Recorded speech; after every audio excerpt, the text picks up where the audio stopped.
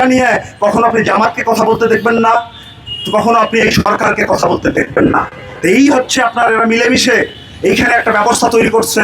এরা এই যে বিরোধিতার নানান ধরনের নাটক করে জনগণের উপর আগামী দিনে আর একটা নতুন ফ্যাসিবাদী ব্যবস্থা কায়েম করবে, সেই আলামত আপনারা দেখছেন।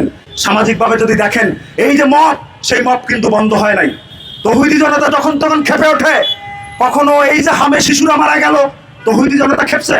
আপনি খেপতে দেখবেন না। এই যে আমেরিকা নাস্তিক মুরতাদদের দেশ, এইখানে আসে এই যে ধর্মের পক্ষের এত লোক, সেই রাষ্ট্রটাকে জিম্মি করবে, কখনো দেখছেন এদেরকে? এরা তখন আর খেপবে না। খেপবে না কারণ কি? কারণ এরা সবাই, যতই এখানে 5 আগস্টের পর স্লোগান হোক, সেই স্লোগান আপনারা শুনছেন, ঢাকা না দিল্লি, ঢাকা না দিল্লি, কিন্তু মনে মনে এরা সবাই ওয়াশিংটনপন্থী। এটা খুব পরিষ্কার হয়ে গেছে।